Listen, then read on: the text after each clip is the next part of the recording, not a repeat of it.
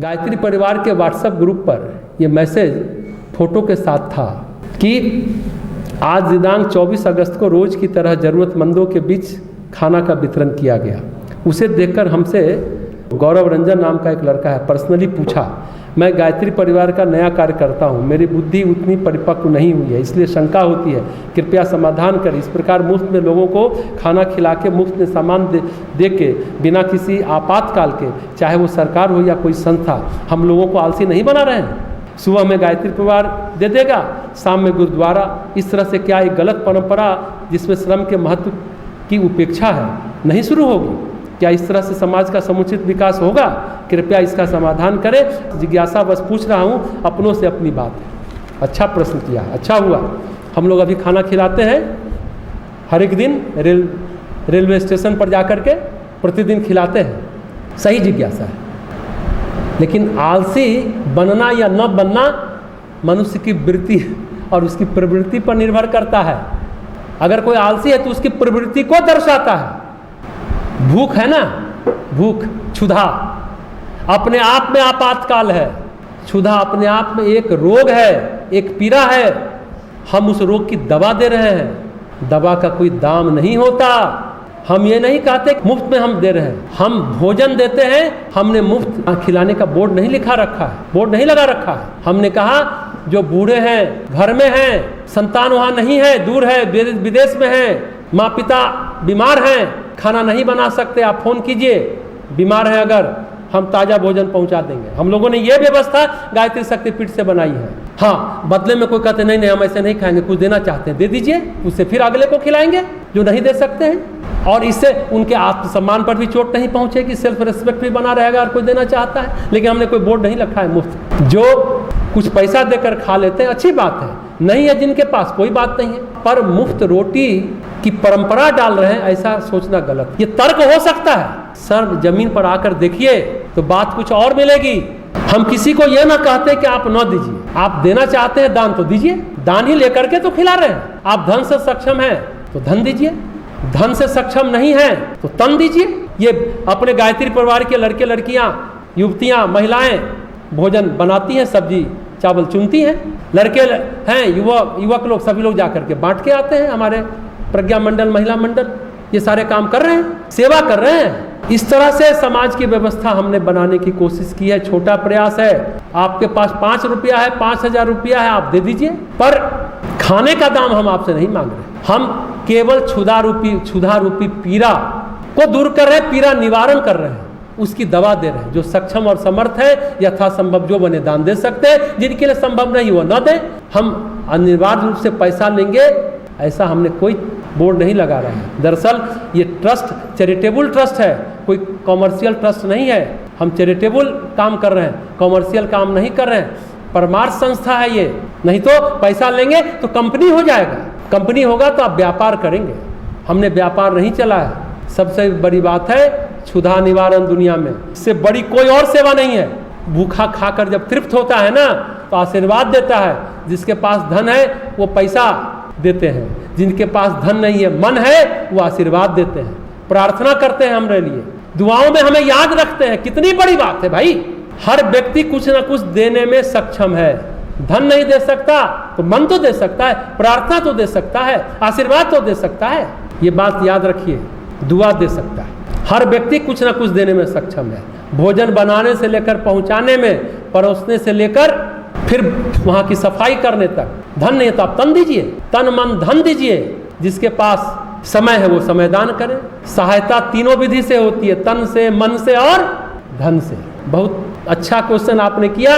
ये बात बहुत लोग के मन में उमड़ता घुमरता होगा, क्यों इतने लोगों को खिला रहे हैं। इस बहाने, गौरव रंजन के बहाने ये बातें हो रही हैं। हर व्यक्ति सक्षम है। सहायता तीनों विधि से हो सकती है। जिनके पास समय हो वो समय दान करते हैं। हमने कहा ना, सब लड़की महिलाएं सब्जी काटती हैं, चावल बिन देती हैं, खाना पका देती हैं, सब अपने अपने तरीके से दान देकर पुण्य प्राप्त कर रहे हैं। जिनका तन कमजोर है, समय नहीं है, तो सिर्फ शुभकामना देंगे, बीमार है तो प्रार्थना करेंगे हम लोग के लिए, दुआ कर देंगे, और क्या होगा। लेकिन जिनका तन और मन उलझा है वो रुपया दे देगा, 100 रुपया दे या 1000 रुपया दे या लाख रुपया दे। द्वार खुला है, सभी का स्वागत है। हाँ, भोजन कराने के लिए कोई शुल्क नहीं है। हम लोगों को आलसी नहीं बना रहे, हम केवल और केवल पीड़ा का निवारण कर रहे हैं। बुखार धनवान को भी होता है और गरीब को भी होता है। पैरासीटामोल दिए तो ऐसा नहीं कि गरीब का बुखार नहीं उतरेगा और धनवान का बुखार उतर जाएगा, दोनों का उतरेगा। हम कोई डिस्क्रिमिनेशन नहीं करते, हम किसको खिला रहे हैं, कोई भेदभाव नहीं करते। माता अन्नपूर्णा कृपालु हैं, खाना में दे पा रहे हैं हम लोग। एक तरह से हम लोगों ने सहरसा जैसे छोटी जगह में ये दुस्साहस ही किया है, ये दुस्साहस ही है। यहाँ अभी तक कोई कमी नहीं लेकिन पड़ी है, कोई न कोई मिल ही जाता है अन्नपूर्णा के भंडार में देने के लिए। भूख अपने आप में, जैसा हमने कहा, आपातकाल है। दिन भर जब आप काम करके आइए और घर आइए, और घर में आने पर जब खाना मिलता है तब समझ में आती है कि भूख क्या होती है। खाना और नींद के अलावा कुछ नहीं समझ में आता। इसी को तो आपातकाल कहते हैं। क्षुधा से बड़ा कोई रोग नहीं है, क्षुधा से बड़ा कोई बीमारी नहीं है, इससे बड़ा कह सकते कोई आपदा नहीं है इससे बड़ी, और क्षुधा से बड़ी कोई पीड़ा नहीं है। हाँ, एक भूख है, एक क्षुधा मनुष्य को पतित बनाता है। क्या बोलता है, पापी पेट का सवाल है। कोई भी चोरी चकारी बेईमानी करने के लिए तैयार है क्या, तो पापी पेट का सवाल है, पाप हम करेंगे। सारे उपद्रव तो भूख से ही आते हैं ना भाई। अच्छा ये बताइए, हम कहते हैं दिन भर काम मत करो, हम ऐसा कहते हैं उन लोगों को जिनको हम खाना खिलाते हैं? हम तो कहते हैं खाना खाओ और जाओ जोरदार ढंग से काम करो। और ये कहानी हम कहेंगे, एक डॉक्टर चंदेल है, सच्ची घटना है। गायत्री परिवार में डॉक्टर MBBS डॉक्टर इलाज भी करते हैं और थोड़े पराविद्या तंत्र मंत्र के भी जानकार हैं। एक सेठ की बहू पर ब्रह्म राक्षस आ गया, बेहोश रहती थी। तो डॉक्टर चंदेल को बुलाए कि भाई दवा इलाज भी कर देंगे, देखेंगे कोई मनोरोग है या कोई बाहरी प्रकोप है। देखे कि तो रोग है नहीं, बाह्य प्रकोप है।